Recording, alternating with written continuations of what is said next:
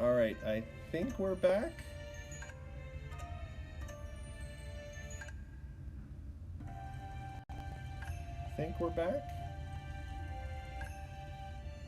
Yeah, okay.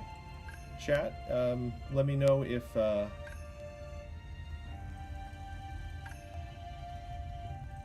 yeah, I had to refresh too. I had to restart. This may be a separate video now.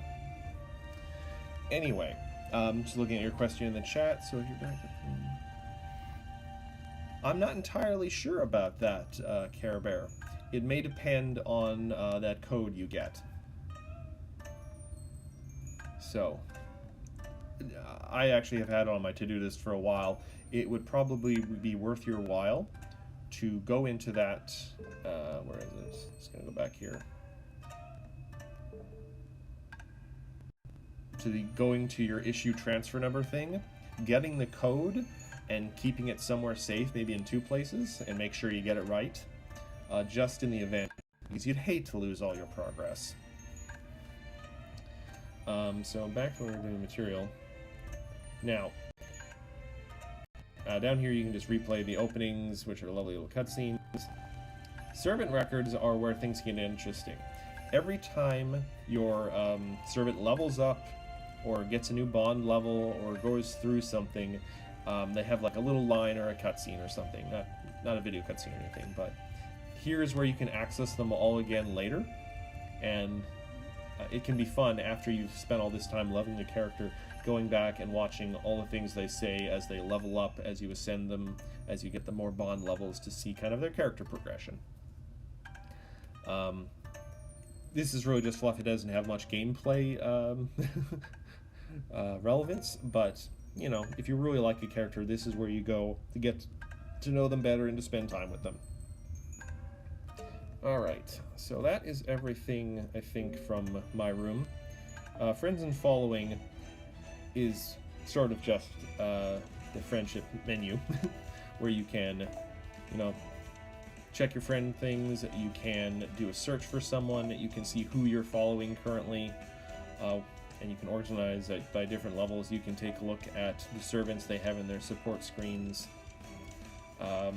It's pretty self-explanatory, and you probably won't go here a lot unless you're really trying to micromanage your friends list. And you can, you know, cancel, get rid of people. There's been a few people who I've gone to, you go down all the way to the bottom, because mine is organized by level, who seemingly haven't played in a while and don't seem to be leveling up, so they may have just abandoned the game. Oh, thank you, GP Scroll. That is a useful tip.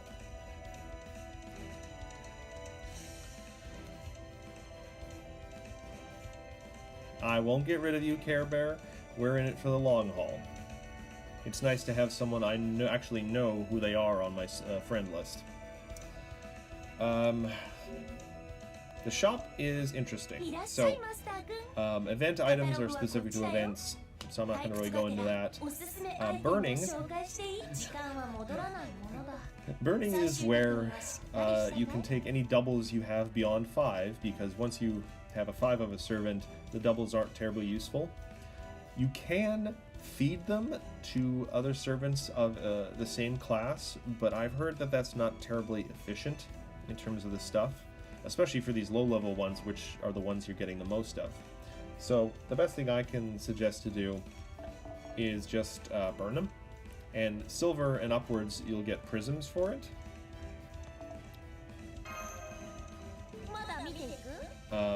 Those are the only things that I actually burn. Everything else I kind of keep because I feel like I can use them.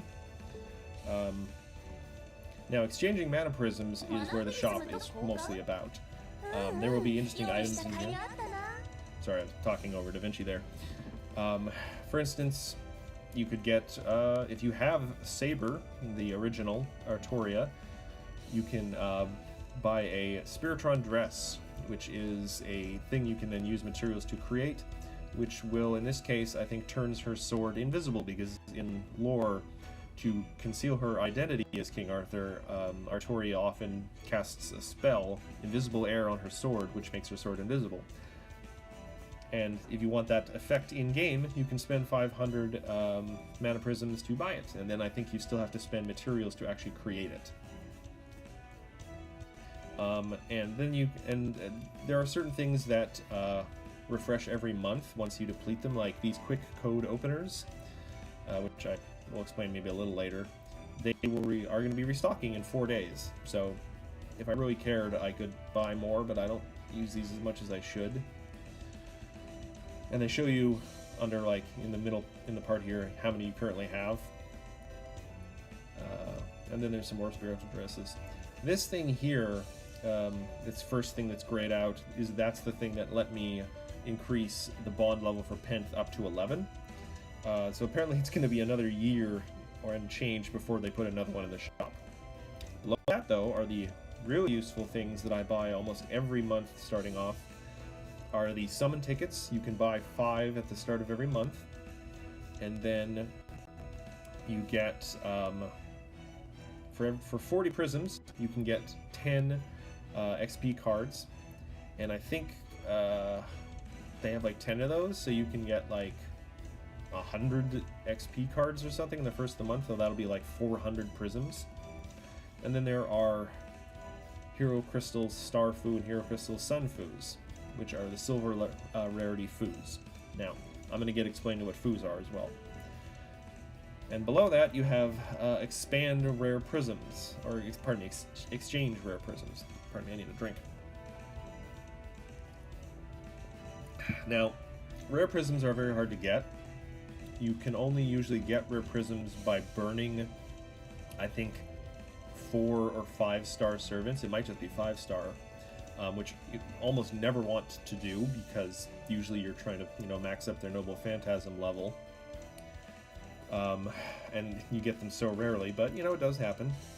In addition, for those who have been playing the game for a long time, you may get into an event with a welfare servant, which, by doing the entirety of the event, you can just get 5 copies of a servant and level up their Noble Phantasm, and you get the materials to ascend them to the top just playing the event as long as you finish it.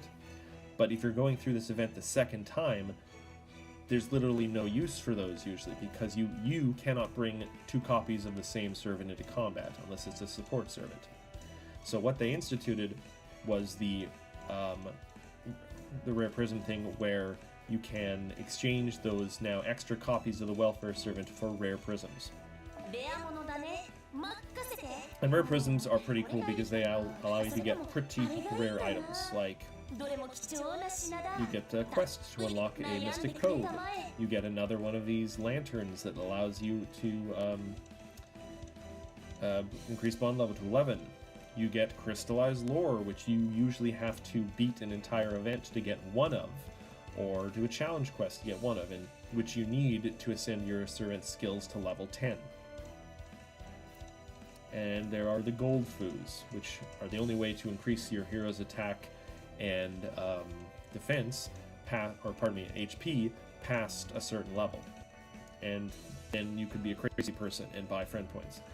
And then you can unlock the ability to get certain rare craft essences or things that have been gone for a while.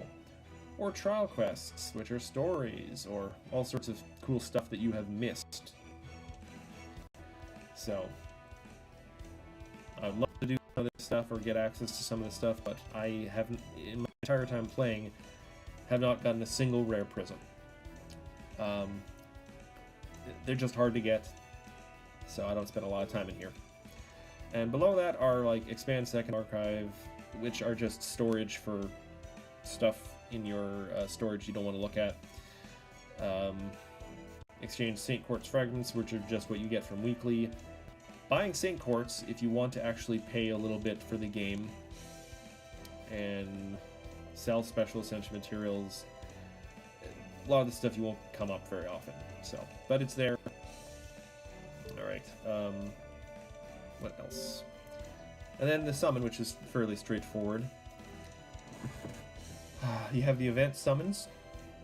You have, to the left, the friend point summon, which, as a reminder, always go in and get your free friend point stuff, because it may not be the most exciting content, but it's ways to get nice full Noble Phantasm leveled lower servants who can be useful in a pinch. The little purple-haired lady over there on the left is going to be very useful for those who keep playing the game up in Camelot, for reasons that will one day become apparent. And then you have the story banner, which is kind of contentious because, especially early in the game, there's not a whole lot you can get from it reliably that's good. Like, you have a chance to get, say, Artoria or other people, but a lot of it depends on how far you've progressed into the story. And then, again, it's still just a chance. And a lot of this stuff, too, is just... I think there's a lot of stuff in the story banner. Sweet Crystal and Annie Blonde are so worth it. Is that in the Rare Prism shop? Because I will go back and look at those at some point if you say they're good. There's so much in there I would probably like, but I just don't have any Rare Prisms yet, and I don't know if you can spend money to get them. I probably don't want to, but anyway, I don't think I've heard of anyone who actually recommends rolling on the story banner, unless you got like a ton of quartz or something and you want to just throw caution to the wind. And that's the banner. One thing I will mention: a few months from now, they are going to be instituting a change in North America, which is already instituted on the Japanese servers, which is nice. That as a reward for doing a full 10 summon, for every 10 summons you do, I think you get 1/11th result. Oh, Mystic Code. Okay. You know, I'm really annoyed with this. I could have sworn I turned off notifications and friend mode. I'm gonna have to look at that, so ignore all those. But yeah, so for every 10 summons you get one additional thing that comes out of it, so that's nice. Little added chance. So, yeah, there's not a whole lot going on in the summon thing to explain, though I will mention one thing, that sometimes events have different variations of their banner that goes throughout the event. That'll be listed in the like event kind of page in the news, or you can look it up online, because sometimes during an event they have a whole bunch of servants, but only certain servants are on rate up at certain intervals, like in certain times or days but in the event. So just because an event's on doesn't mean necessarily the servant you want is going to be on rate up. That might be 2 days from now, or a day from now, or at the very end. And usually their picture will be up. So just be a little careful about when you're rolling. As soon as an event starts, don't necessarily go rolling right away, because the particular one you want may be actually later on in the event. So just a heads up that that's very specific. Alright. Oh boy, now for the really crunchy stuff. Alright, well, let's just start from the top. We're going to go into enhancement. So, servant enhancement. Servant enhancement through this menu kind of comes in two flavors. And let's see, you know what? I'm going to go down to the very bottom. Let's find someone I can level up easily, maybe. You know, I'm trying to get Blood X up to first ascension so I can get an interlude with him. So, this is fairly straightforward in terms of leveling up. You click your character, you click here, you select the particular embers that you want to use to level them up. I think some people recommend burning like these bronze embers, but I find they're useful for just getting that little extra bit more later on. And so you see low level ones, you know, they level up quicker using silver ones. Boop. Enhance, and sometimes you'll get a bonus. Sometimes. This is fairly straightforward. A lot of you have probably figured this out pretty easily. Oh, look at that, we got a super success. That's great. There are times, usually keyed to an event or in a campaign, where either all servants or certain servants will have a higher chance to super success. So if you really want to maximize your leveling or something, you can look maybe ahead based on what was going on in Japan at around this time 2 years ago. and see if there's a campaign coming up or something where certain servants or all servants haven't increased. But those are pretty few and far between, I think.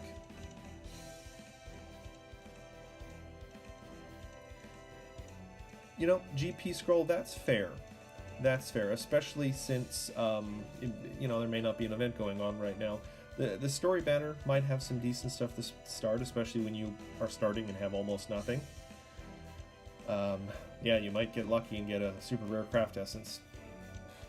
Ultimately, it is, you know, up to each player. You do what is fun for you.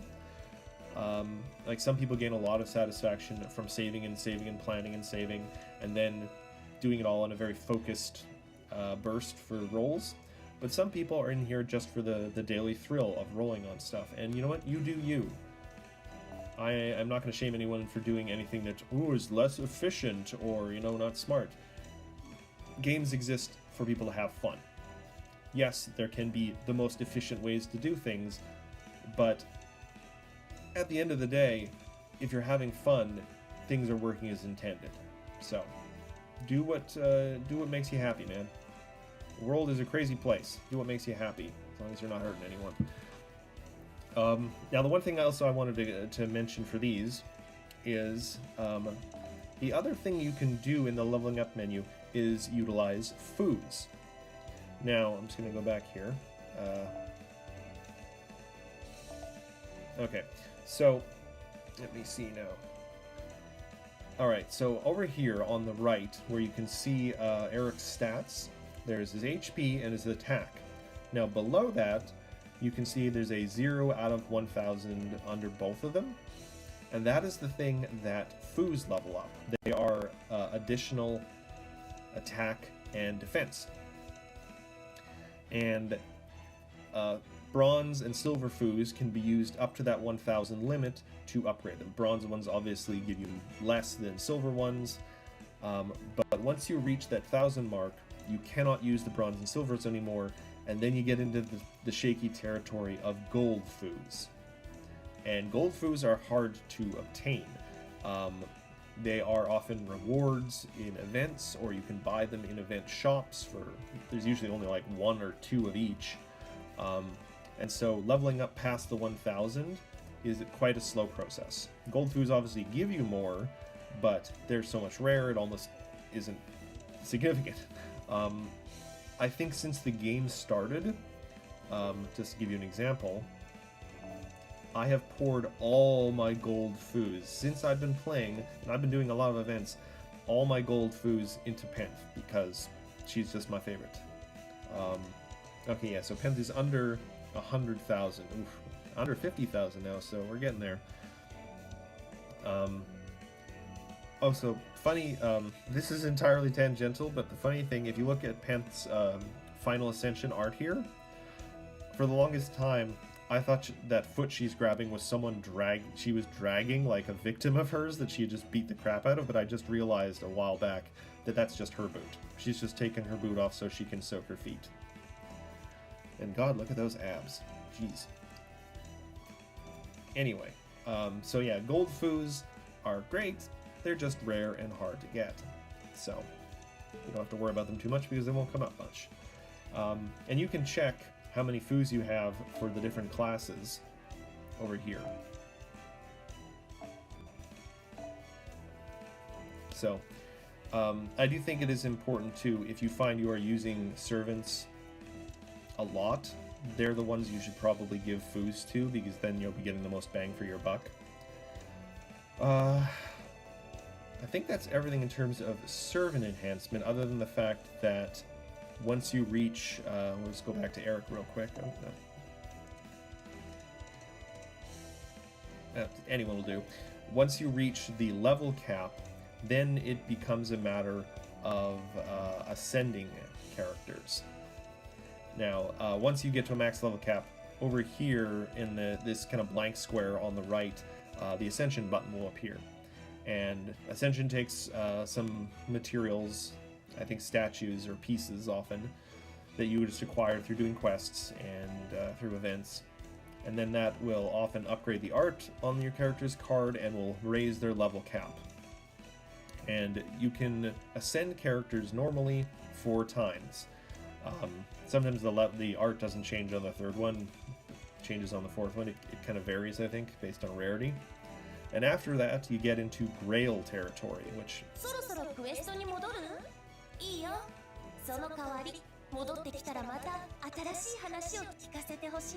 And Grails, I'm just going to skip ahead a bit here. We get to Palingenesis, which is where you select a character who has reached their max, like, say, Enkidu here, who I love. And you can use a Grail, which you acquire from finishing story chapters or events. So in a way, technically, there is a finite number of them, but, you know, they keep adding more events, so that finite amount keeps getting increased. But Grail Palingenesis is expensive. As you can see, it costs 9 million QP to Grail Enkidu, so that's quite a lot. And to be fair, you have to be a little selective about who you Grail. Grailing doesn't increase their skills, really. It doesn't make their Noble Phantasm stronger. Yes, we are doing Fate 101. I'm doing a Learn to Play stream. We're, I think, almost like yeah, we're over an hour in, so now we're getting down to the real crunchy stuff. Not the most exciting, but I think it's going to be helpful, especially once this video is actually made. But certain servants get a lot more out of Grailing, because Grailing just raises like your attack and HP caps, essentially. And up by a whole lot, too. Like, you'll notice an entire Grail, 9 million QP, only raises Enkidu up her cap, or their cap, pardon, to level 92. And that's because she's, they're a 5-star. I keep looking at that long hair. I believe it's, the cap, raising the cap is more significant for lower level servants, but that's a balance because lower level servants are already at a lower HP and attack anyway. So this is one of those occasions where I would really recommend maybe going online and doing a little research. A lot of people who do servant reviews really in depth, they do a really good job. There's a few people online who really do it well. They will often give you a recommendation on who is best to give a Grail to. Level 5 stars actually are not the best because you get so little bang out of your buck for it. And there are certain classes too that having more HP and defense actually isn't that much of a boon. Like a lot of characters, their value is in their skills or their Noble Phantasms, which using a Grail on them doesn't actually affect it anyway. So you got to be very careful with Grails. Not to mention the fact that it is expensive. Going back up to the top. Skills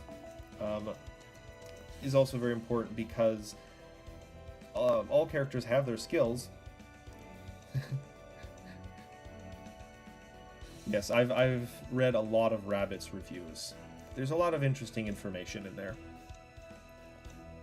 I appreciate the breakdowns. Skills are important is because leveling them up not only increases, say, percentages, but also decreases cooldowns at certain intervals. I think it's like once you get up to a skill up to level 6, the cooldown goes by like 1 level and then, or like 1 turn, and then when you get to level 10, it goes down by another turn. This varies, of course, character to character. There are so many differences in characters and so many different kinds of skills. Certain skills, you often don't even really need to worry about leveling them up necessarily because the cost is not worth a slight reduction. Yeah, Loverwolf 16 makes an excellent point. A lot of people have spent a lot of time online going in really in depth with a lot of aspects of this game, with individual servant reviews, with walkthroughs for entire events, and believe me when I say, certain boss fights in the game are significantly less of a headache if you have a plan. Like, it may feel a little bit like cheating, but certain boss fights have ridiculous gimmicks that will come out of nowhere, like, oh, you know, I get them down to this percentage, or I break this final break bar. Oh, and suddenly they go from 0 to full NP charge and blow away my entire party. That can be easy to deal with if you know it's coming. So if you don't want to spend a lot of time, which boss fights often are a lot of time already, to be, you know, blindsided by a crazy ability at the, you know, 5 feet from the finish line, it does pay to look up a boss and figure out what their abilities are ahead of time. It can be cheating, but, you know, this is a mobile game. We don't want to spend hours and hours grinding away at bosses. It's not Dark Souls. What was I going about? Skills. Skills can also, you often will find yourself, unfortunately, roadblocked for certain skills, because every skill, depending on the character, has different materials required, except for the level 10 one. Like, one of the reasons I, for instance, haven't leveled up Shutendoji's charm effect here, despite it being a good skill, to level 10, because one, it costs one of these crazy prism things here. Also, it costs 20 million QP. Oof.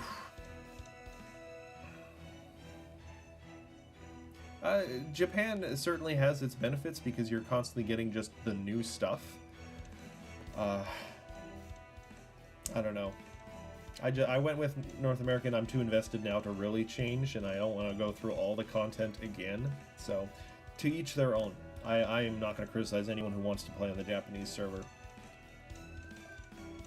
You get all the new stuff sooner, and you actually get to experience the excitement as things are released, and then experience them right away, opposed to waiting 2 years for them. Though, you do get to benefit then from Clairvoyance EX, where you get to plan and predict time. But, yeah, certain skills, you'll face a thing where you just don't have the right materials, because certain materials are rarer, or leveling up a skill. Like, for instance, look at this. Claws of Chaos, you only need 4, but you need 29 bones. And it still costs 10 million, so leveling up skills past like 6 and 7 really starts to hit into your resources. Oh, do you hear the police sirens? Yeah, the 50 quartz is or 50 saints for 7-day login. I think that only goes to us, or is that a Japan server thing only? Because I think there used to be a decent amount of payout. Oh yeah, bones, which are ridiculous because, oh, you know, there's lots of things where I can just go and fight skeletons over and over again at low levels. They don't drop bones.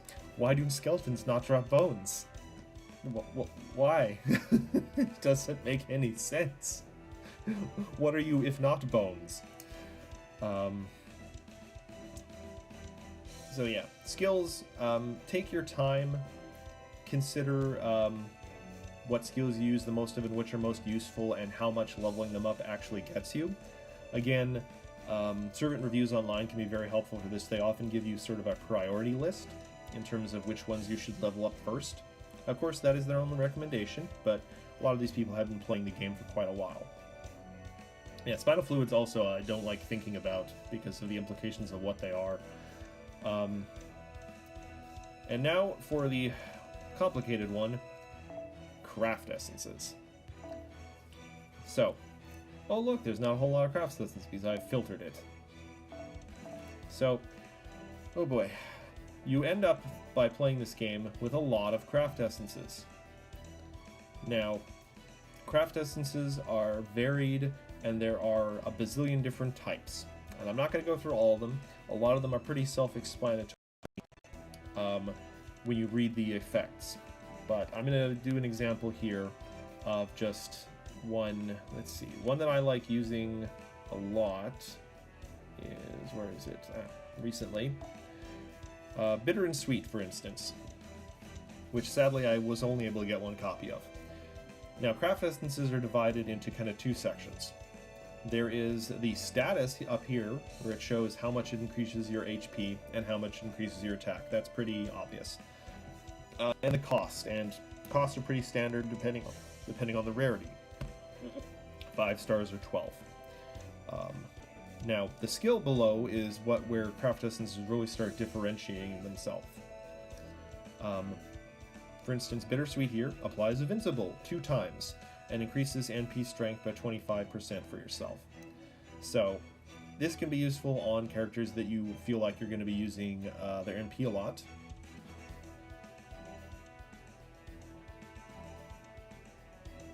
Yep. Love Wolf 16 makes a good point there.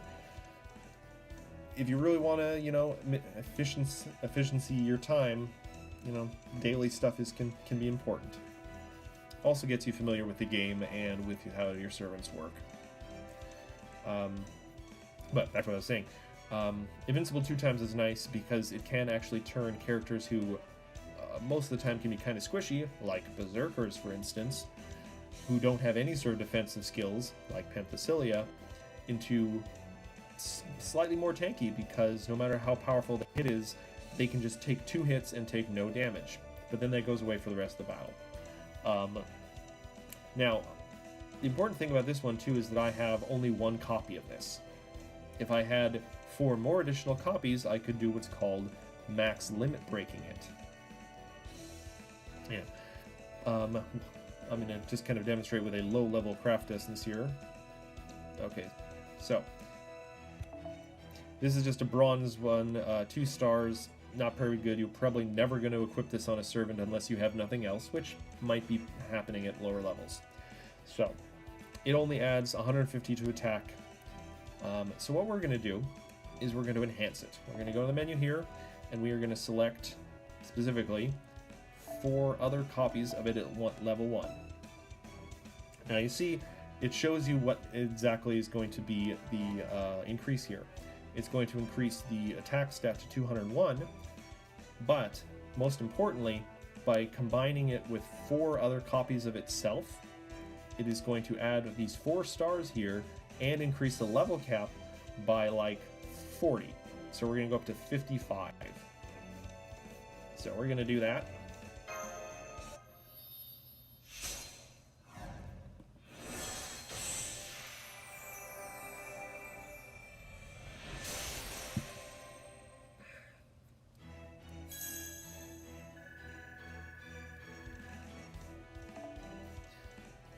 Now, sadly, the funny thing about these lower level craftants is, much like servants, they are easy to, max limit break, which not only unlocks the higher level cap and increases the abilities, but for craft essences that actually have like the skill here at the bottom, like Deception, for instance, it often increases it. Hold on, where's an example?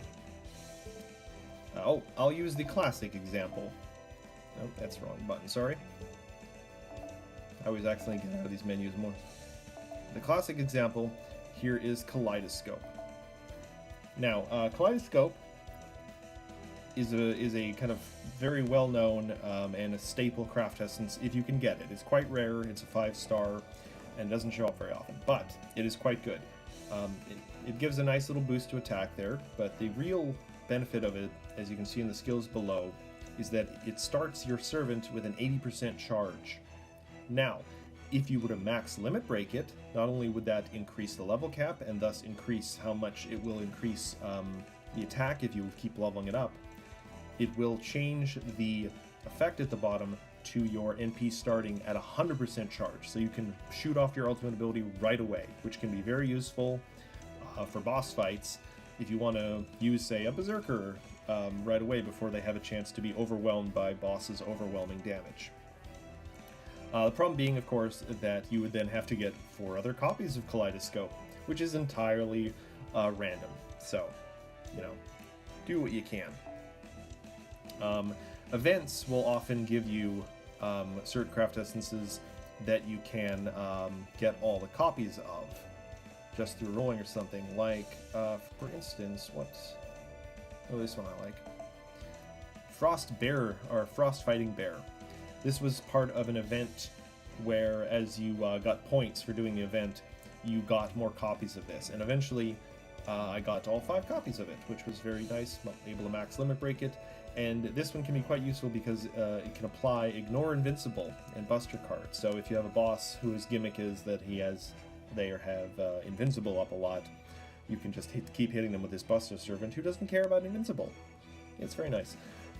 So that's one of the reasons that events are quite nice, is because they can give you craft essences that you then max limit break right away. And as a point, one of the reasons I still, don't burn the lower level stuff is a technique called craft essence bombs, which I'm not going to explain it super in depth because it's a little complicated. I'm probably not even doing it quite right half the time, but the principle of it is you take a whole bunch of lower level craft essences like this, you level it up to a certain extent, like usually max limit break it at least, because those are easy for low level stuff. But then you keep sort of like feeding it in a pyramid, where you take a whole bunch of lower level ones, you feed it to a 3-star or something, level that a whole bunch up, and then you feed that to a slightly higher one, and eventually the accumulated experience that is stored in these combined craft essences becomes very concentrated, because regardless of how high a level of craft essence is, it doesn't change how much it costs to combine it with another one. So what you want to do actually is get as much experience for a single or less craft essences when you feed it to something else. So whenever preferable, you want to feed a small amount of high experience craft essences to something you want to level up, because then it's cheaper and you're getting a lot of bang for your buck. I would recommend looking up craft essence bombs on like a YouTube channel or on just Googling it, because there are some intricacies to the system and how to do it correctly. It can be quite useful, and it's a way of being efficient with your craft essences, because there's a lot of them, and leveling them up can be very helpful. But it's a bit of an involved process. I think that's everything I have to say about craft essences. The only other 2 things, Ascension is just part of leveling up, where you increase the level cap for a servant. I mentioned this before. It changes the art, which is always nice. It usually will unlock another ability, because not all servants start with all 3 of their abilities unlocked. And that takes materials which you get from quests and from events. So, the one other thing... Noble Phantasm, it's pretty straightforward. If you have multiples of a servant, you select your highest level one and feed it the lower level ones. That increases the level of their Noble Phantasm. That one's pretty straightforward. I went over Hell and Justice, mentioned unlocking wardrobes. It really comes up very little, so... And finally, command codes. So, command codes are a little weird. So, let's see. Let's pick dear old Penth. So, all servants have command cards. They are the deck that they bring to a fight. And depending on, obviously on the color, it has a different effect. But what you can also do is attach command cards to each of the individual cards. For instance, if I wanted to add another effect to Penth's quick card, I currently just, because I put one on early days and I didn't know any better or have anything better, I put on command code Bless. So every time Penth hits with her quick card, she gets 100 health back. Really not that significant, but you never know. And if you really wanted, I guess you could cover all their cards with Bless, because Bless is not a terribly rare command code. Command codes you don't get very often, but you get a fair number of these lower ones. But once you get it, you can actually either overwrite one you've already put on or detach. Now, detaching takes one of these, which is a little annoying because these are fairly rare and kind of expensive. So, but detaching it preserves the code. Like, I've got special ones on all of her other cards, which I cannot overwrite, or maybe I can, but you don't want to because they're unique. and you can't just buy them. You have to go through events to get them. Like, I've got like a 5-star one on here, so you never want to overwrite that. So those are the instances. Oh, there's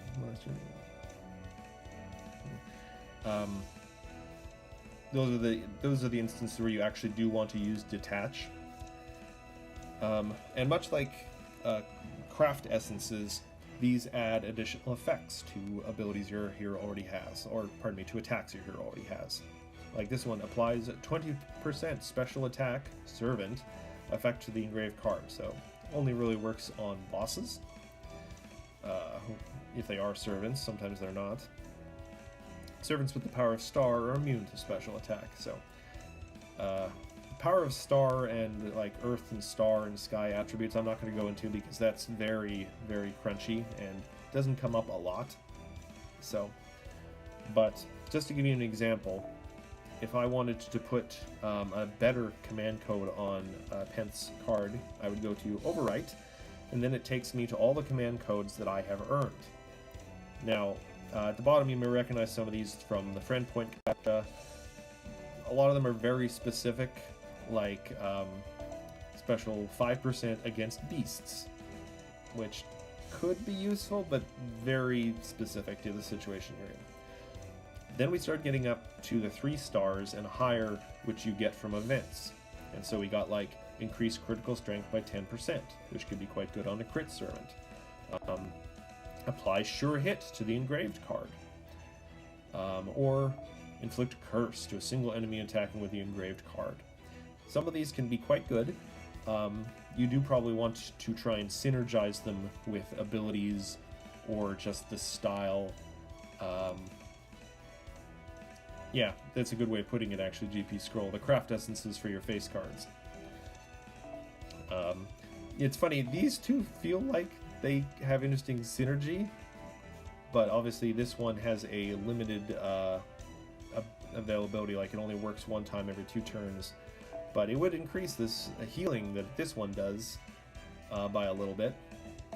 So, an element of strategy comes into play when you are engraving command codes. But for instance, I can't remember, like, I could have sworn there was like, there used to be a QP cost involved, but either it doesn't say it or there is no QP cost for just attaching it or overriding it. And that's where those keys in the shop come to. Often to engrave a command code on one of those things, you need a key of the particular color. So, I'm actually going to try this on a servant I haven't attached anything to yet. Let's check Abigail, for instance. Okay, so this is where the keys come into play. You have to unlock the cards before you can start attaching command codes.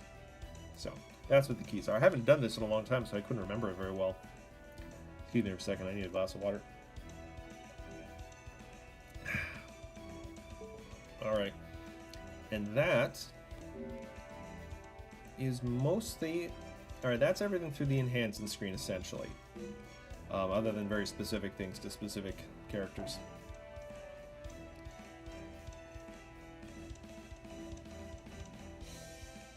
Yeah, I hear you, Love Wolf 16.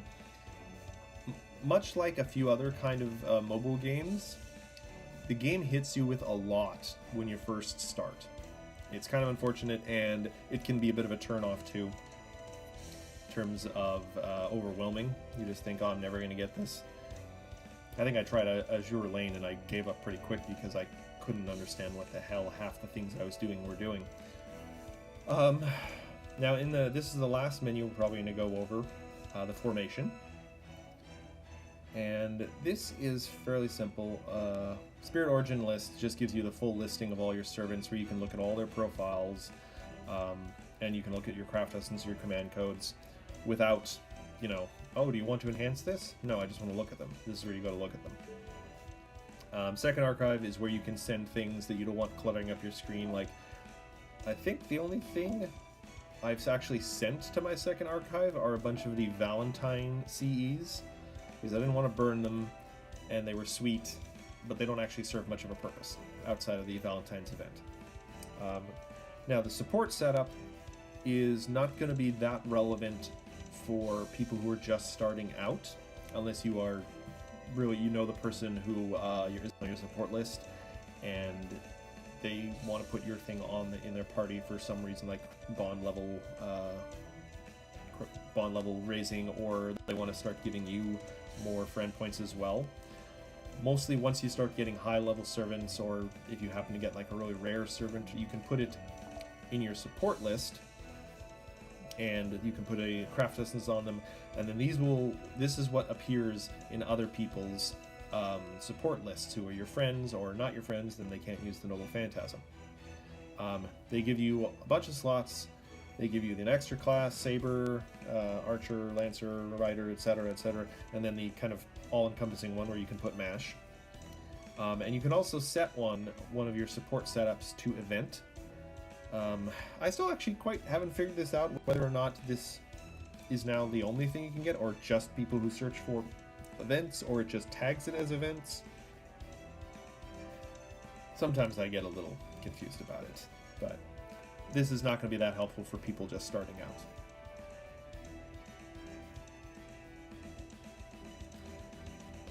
Alright, and then you can set your party setups. This is kind of nice, where you can have kind of pre-arranged party setups ahead of time. Though admittedly, the one that you leave here when you leave this menu is the one that's going to show up next when you go to play something. So, you know, have the one you actually want to use set up.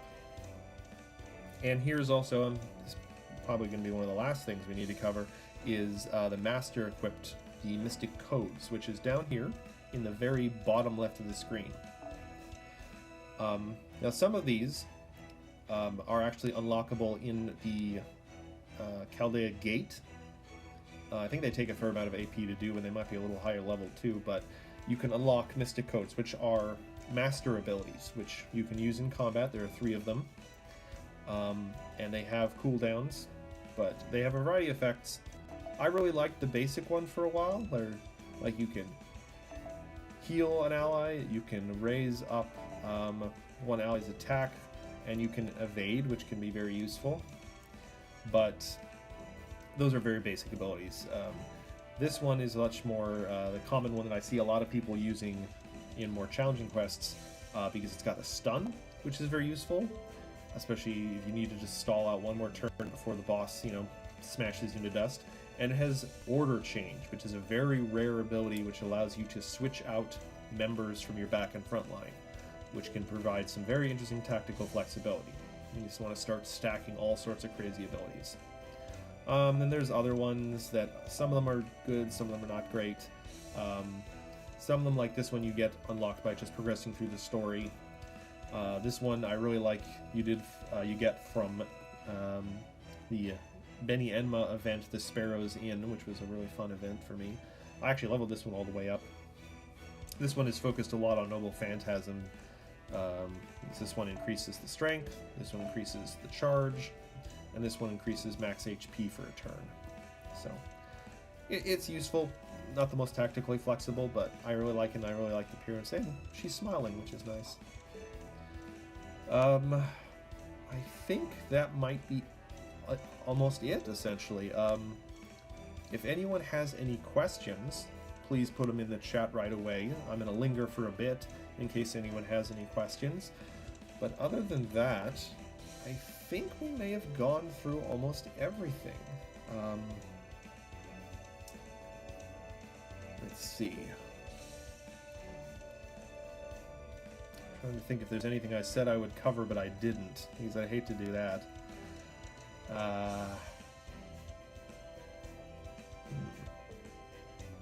Oh, this is kind of minor, but this can be helpful. There's the News tab in the top left of your screen on the basic menu, and this can be useful when the event comes out. And this is a silly little thing, but whenever an event comes out, they often put out 2 news posts. For instance, one is the event summary, which just gives kind of a basic overview of the servants involved in the event, how it works, how you earn the rewards, how you progress, and all that. But then there's always the other one, which is about the summoning campaign, which in a campaign where there are multiple servants at different kind of time periods, this is where you can go, where it'll break down what days and what times the servants that you are maybe looking for are actually on raid up. As mentioned previously, during an event, even if the banner's up, the particular servant you want may not be on raid up that day. So it helps to be able to just check that. Because I think, for instance, there's going to be a whole second banner for the Kama event with like Kiara and Yagyu. It's not up now, and they don't have it listed for it yet, but I'm pretty sure it's coming. Other than that, I think that's about it. I may just mess around on the stream for about another 20 minutes or so just to get this up to the 2-hour mark. But if you have any questions or just want to chat or anything, that's great. I'm probably just going to go and maybe finish Kat's rank up quest. Let's see. Let me think. We got, when in doubt, Berserker. And I'll actually try to pay attention this time and go back to the plug suit because I want to level that up. So I'm still undecided yet whether I want to stream much more of the Tokugawa event. There's a lot of just kind of grindy battles, and the story is taking its time, and there are a lot of other people who are doing that. So I'm not sure. Next time I stream, I might be like doing Hearthstone or something, and getting some salt out in the world. But other than that, I don't know. The next time I'm certainly, almost absolutely going to be streaming FGO is certainly going to be a little bit into April, when there's I think the prelude banner to the Lady Rains event. Yeah, the free present quests reset every day at all the levels. That is a specific time though, and it's in the evenings usually for like Care Bear, you're on the same time zone as me, so it's going to be 7 o'clock every day.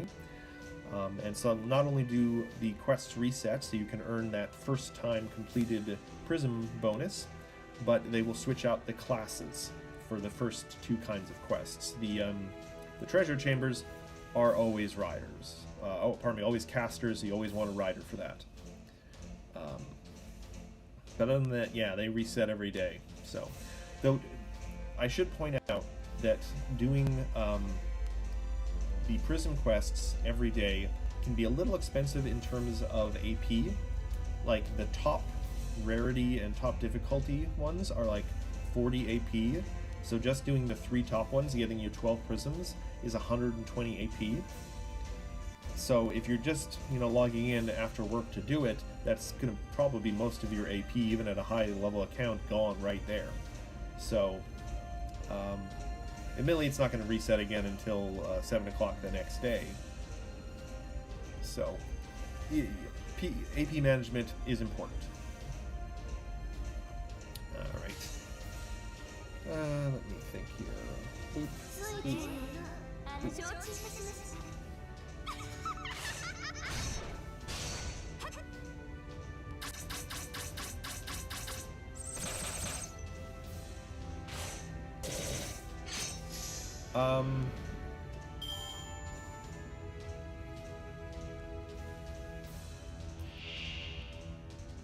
The prisms aren't going to be necessarily that useful for the main. Like, if we're talking about the class-based summoning banner, where you can get the chance for Hessian Lobo, pardon me. Prisms aren't going to play a huge part in that. It's the Saint Courts you're going to need for that for the role, though. I have to look this up. I'm suspicious that the class-based summoning might be a single role. It might be a paid one as well, because it might be guaranteed, like, you might get a guaranteed, like, 5-star or 4-star in it. And for those you can only roll once. I'm gonna have to look into that. So at the very least, as long as you have 30 Saint Quartz saved up, then again, if it might be paid, you might need to buy like 15 Saint Quartz for that, for the actual money. I'm gonna look into that. Yeah, Saint Quartz and prisms, all these multiple currencies gets confusing. I totally understand that. So I'm gonna look that up at some point. I'll probably be able to get back to you about that. Yeah. Save Saints for May. Prisms might help in a way though for summoning banners, because in like 4 days the shop's gonna reset and you can buy, I can't remember how much it is, the 5 summon tickets. Because summon tickets are a little hard to get. You get like 1 a week, just 1. So at the start of the month, getting those 5 ones in the shop is pretty nice. Because you never know, you can get a good result off a ticket. I got the Mothman Emperor off a ticket, which is a little crazy.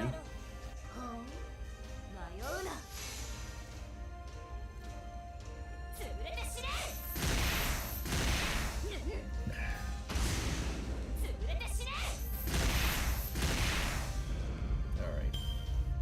Where Jaguars? Who actually showed up in the Babylonian anime for like 2 seconds. Oh look, it's Thomas Edison, who is a weird lion, for reasons. Now watch, as he doesn't even get to fight back.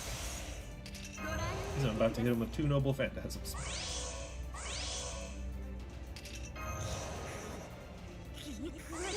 Ibaraki, give us your strength. Alright. Smashy, smashy. All those lovely red cards. Yeah, don't come to me for great strategy. I press red card and go brr. That's what I get for getting Penthesilly early on and just using Berserkers to smash people. Oh, the one-time speed is mostly for if you just want to get through the game as quickly as possible and you want people to attack faster. A lot of people do get a little sick watching the attack animations, you know, over and over and over again, so you can speed those things up. I kind of enjoy them, so I don't really bother. Funny thing is, too, a lot of people have requested speed up Noble Phantasm button and skip Noble Phantasm button. The Noble Phantasm takes a while sometimes.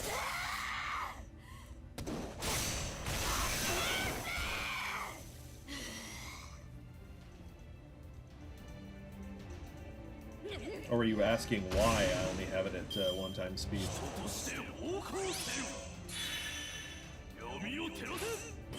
Oh, he survived. I'm mildly surprised.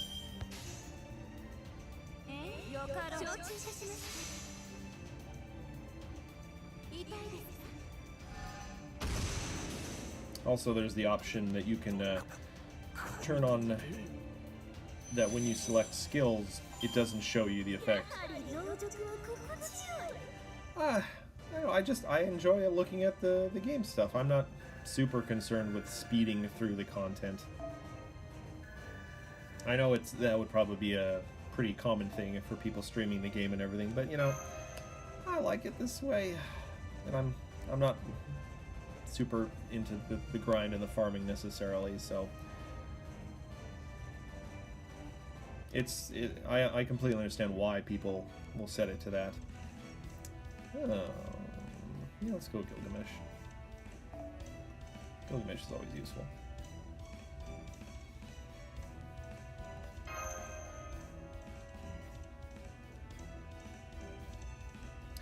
Yeah, certain NPs like God, how many times have I seen Penthesillia's and plus hers would actually look pretty neat sped up. She would just be a bullet. A spiky bullet.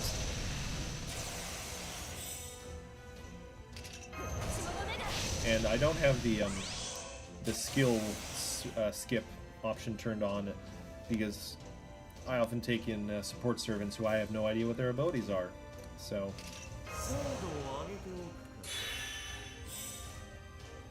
Let's see. Alright, I'm not going to turn that on yet because Gilga doesn't have a...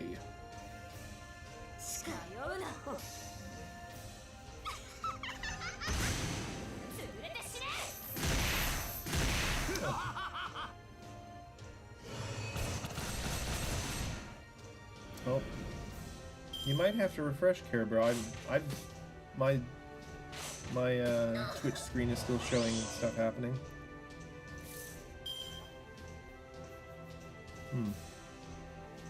Unless it's lagging quite a bit, I don't know.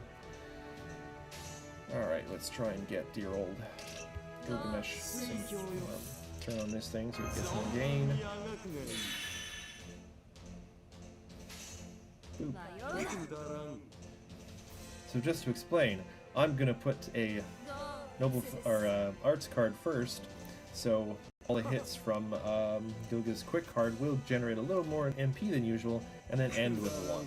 So, trying to give that lovely MP gain bonus to Gilgamesh. Gilgamesh, why aren't you wearing a shirt? I am the rules. Yeah, there we go.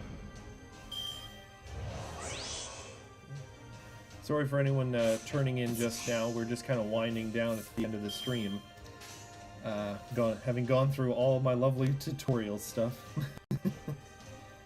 I'm just going to try and round it out at a nice even 2 hours. But if anyone joining us just now has any questions, I am more than happy to answer them for the next 8-ish minutes. Ooh, who's our fatal battle? Oh! It's Suzaku goes in and a giant bear. Or boar. And you know what? I know the boar does AoE damage, so I'm going to stun him. Because I do not care for that.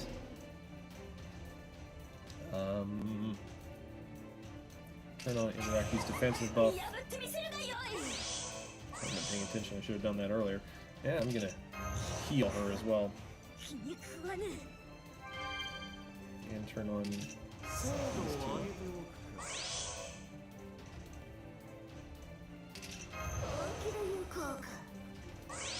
I'm actually gonna try and take out a chunk of the bear because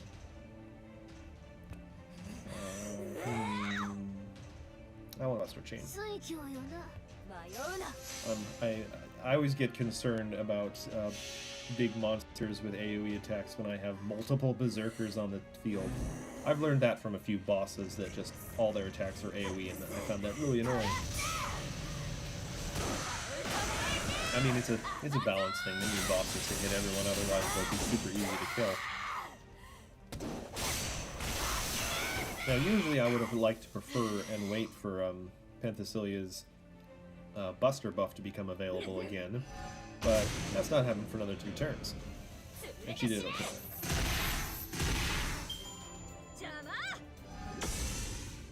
Yes, please hit Gilgamesh. Charges Noble Vandalism. Well, that seemed rude. Okay, we should be able to get Gilga charged now.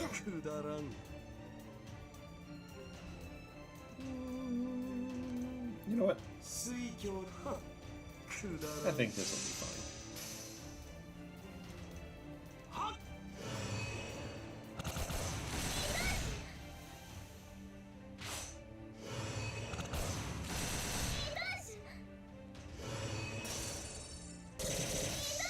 There we go. Well, heck, this rate even wouldn't need a Noble Phantasm.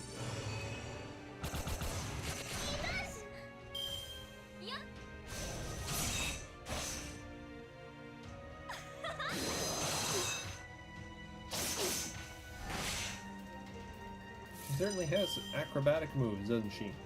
Alright, so we're just gonna finish this whole stream off with Gilgamesh and his ultimate Noble Phantasm, which is pretty unique in the game in that almost every servant in the game has to have a tag whether or not they are vulnerable to this Noble Phantasm, because he's Gilgamesh and he is the rules.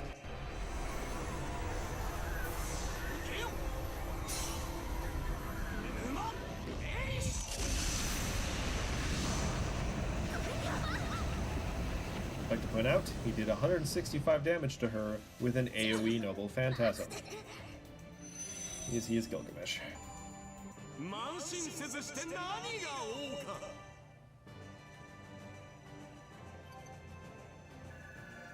Yeah, completed a rank up quest. Huzzah!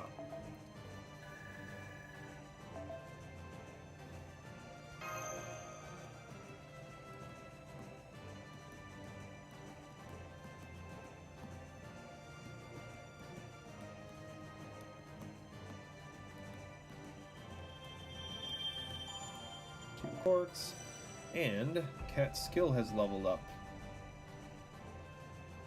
See, this is useful because now her morph skill has a debuff immune, which if then you deploy it before she uses her noble phantasm, will not make her fall asleep. Oh, and I get a second rank up quest for Tamamo, which is nice. So we're gonna just keep going to that for another 3-ish minutes. More berserkers. These berserkers are just helpful if you can keep them alive. The sleeping animation is adorable, but sometimes it can be a tad annoying. I hear a lot of shade being thrown at Tamamo, and makes me kind of sad. Oh my, look at that. This is a background that was first introduced in Agartha, I think. This is the legendary Peach Blossom Valley. And sorry, Care Bear, we're gonna have to take out some bad doggos.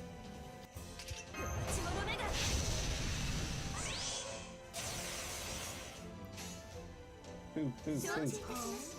Red cards go brr.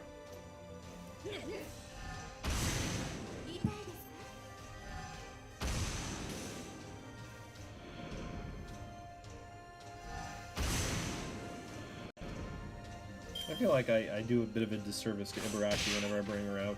She never gets the best craft essences, and so she's always seemingly underperforming, kind of. Let's try and give Raiko a little extra MP gaming.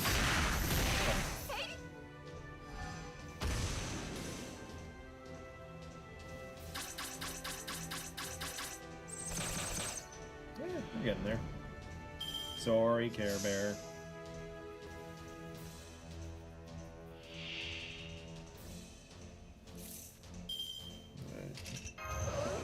I think they may survive to damage us, so...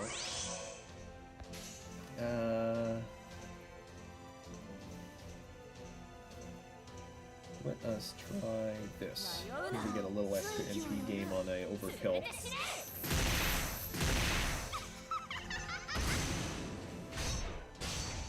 Yeah, that worked out decently. Ooh, that was a big hit. Did not care for that.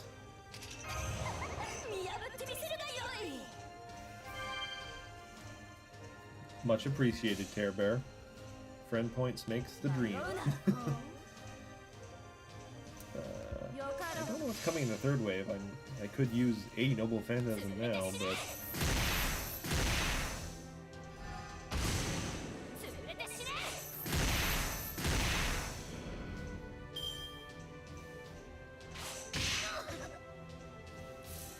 Single wolf headbutt. Let's try and get, maybe we can get all 3 Noble Phantasms in the final wave, maybe. Nope. Yeah. Tee-hee-hee.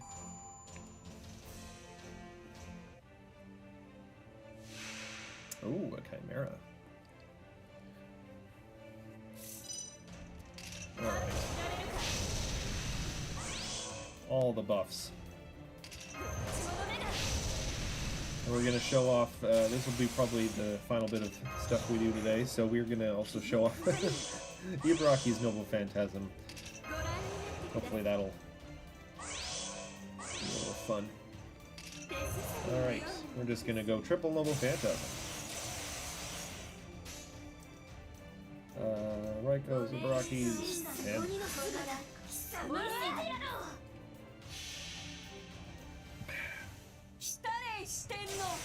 That was funny having Ibaraki and Raiko at the same party. is they are historically enemies.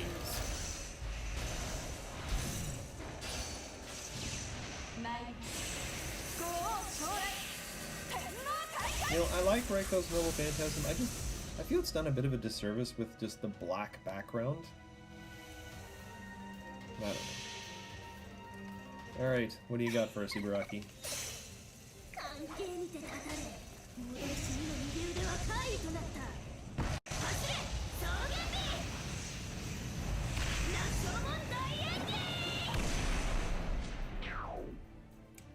Okay, so it wasn't quite enough to finish it off. Pence will do it. I always forget, too, and I shouldn't, that Ibaraki's Noble Phantasm, after it does its damage, removes buffs, I think. Which could be very useful. Really, that wastes half the Noble Phantasm because it only does it after. So if they have, like, invincibility, all the damage is wasted. But still, removing buffs is pretty worth it, I think.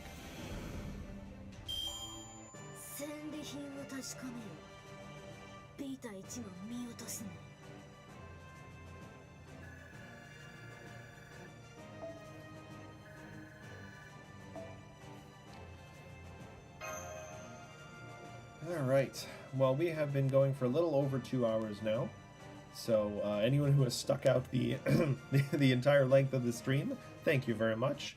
I'm hoping that it was useful, at least. I know it was the most exciting stuff and it was a lot of me just talking, but I hope it at least has enlightened you and made the game a little easier for you to understand. The game, it throws a lot at you at the start, and I hope I helped a little bit. So, I hope everyone has a wonderful remaining Saturday. So, hopefully I'll see you again in some distant stream. Have a lovely day, everyone. Thanks for dropping by.